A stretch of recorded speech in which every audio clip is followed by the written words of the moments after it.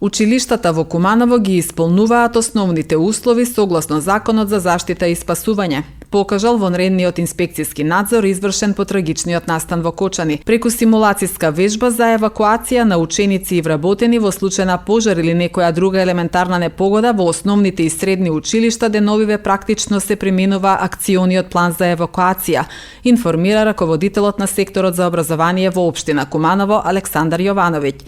Вежбата за евакуација се реализира во соработка со одсекот за превенција при секторот за внатрешни работи Куманово. Раководителот Јовановиќ посочува дека учениците, иако директно не се засегнати, се уште се длабоко трогнати од трагедијата во која настрадаа и средношколци. Од 59 жртви од пожарот, 6 беа малолетни. Значајна улога во справувањето на младата популација со новонастанатата состојба има стручната служба во училиштата, потенцираат надлежните. Еден немил настан од кој не само поука, туку веќе конкретно треба нешто да се преземе. Училиштата работат со учениците, поддршка од страна на стручните служби.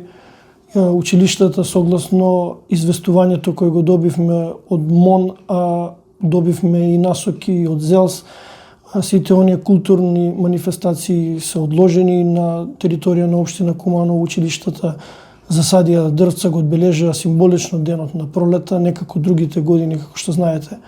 Тоа го прославувавме и го одбележувавме денот на пролета, меѓутоа наставата мора да си тече.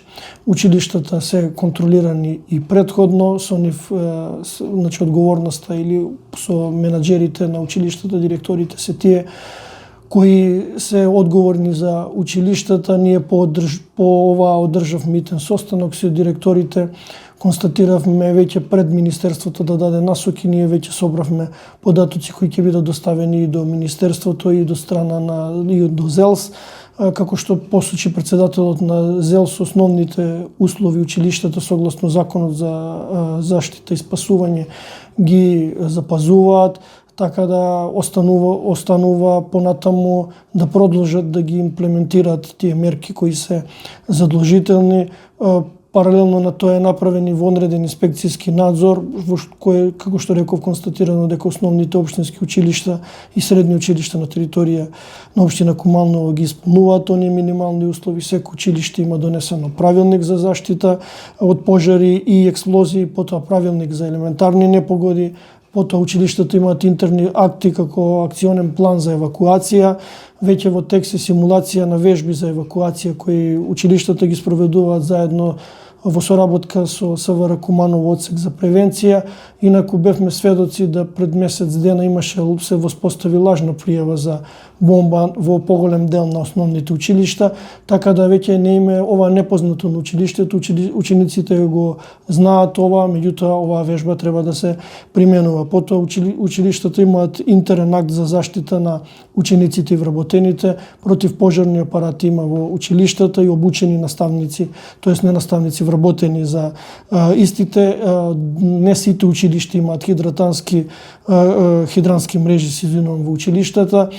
Меѓутоа проблем е од технички аспект, затоа што и секој училиште нема услови за да се биде инсталирано.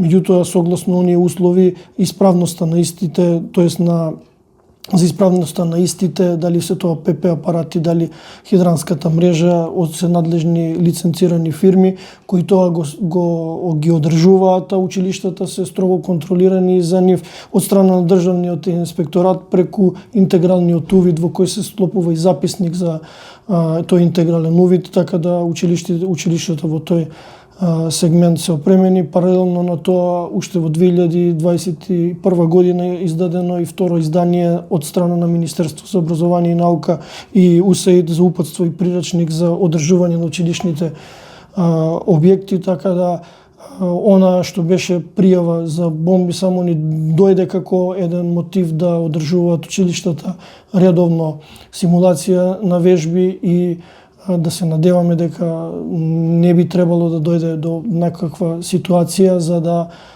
бидат неподготвени, така да се она што недостасува ќе биде доставено од аспект на хидранските мрежи, ќе биде доставено до нас и ќе реагираме согласно надлежностите да бидат обезбедени пред се согласно техничките услови со кои располагаат училиштата.